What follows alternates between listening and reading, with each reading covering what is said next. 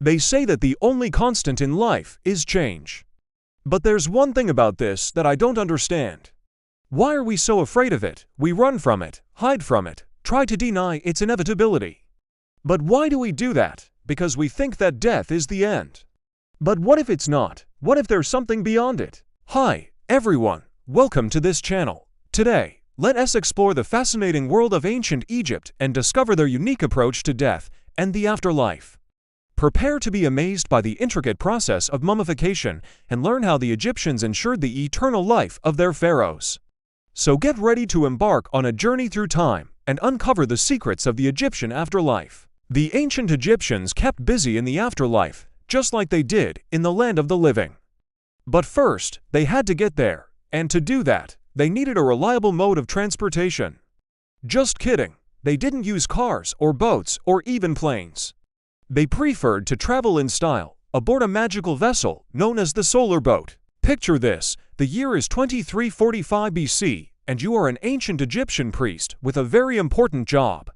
You are responsible for preparing the body of the recently deceased pharaoh for their journey to the afterlife. First, you need to remove their organs, the ones that will no longer be of use to them in the afterlife. Don't worry, you have a team of expert embalmers to help you with this delicate procedure. The heart is considered the center of the soul and was left in the body.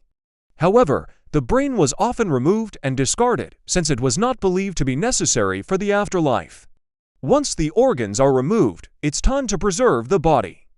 And for that, you'll need a special ingredient, natron. This natural salt is mined from the earth and is key to preventing the body from decaying. You'll cover the body with natron and leave it to sit for 40 days, carefully monitoring the process to ensure that the body remains in good condition. After 40 days, you will wash the body and remove the natron. Now it's time to prepare the body for burial. You'll cover the body in linen and place it in a coffin made of wood or stone. The coffin will be decorated with images and texts from the Book of the Dead, which contains spells and incantations that will help guide the pharaoh's soul through the underworld. But wait, there's more. To ensure the pharaoh's safe passage to the afterlife, you will also need to build them a tomb. The tomb will be filled with everything the pharaoh may need in the afterlife, including food, clothing, and even furniture. It's like a fully equipped apartment building, but instead of rent, you pay with gold. That's because the ancient Egyptians believed that the pharaoh's soul would return to the tomb from time to pay respects to their mortal remains. But all of this is just the beginning. If you really want to ensure the pharaoh's eternal life, you need to hire a team of servants to take care of their tomb. These servants, known as nomadists, were responsible for maintaining the tomb and providing offerings to the pharaoh's spirit. They were also responsible for reading the Book of the Dead to the pharaoh's body every morning, which was believed to help guide their soul through the underworld. And speaking of the underworld, let's talk about the Hall of Truth.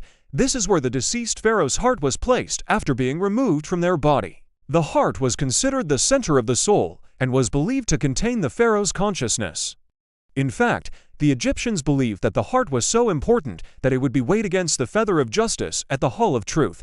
If the heart was found to be pure, the pharaoh would be allowed to enter the field of reeds, a paradise in the afterlife. But if the heart was impure, it would be devoured by an animal monster, and that, my friends, was not a pretty sight. Now, let's not forget about the Book of the Dead.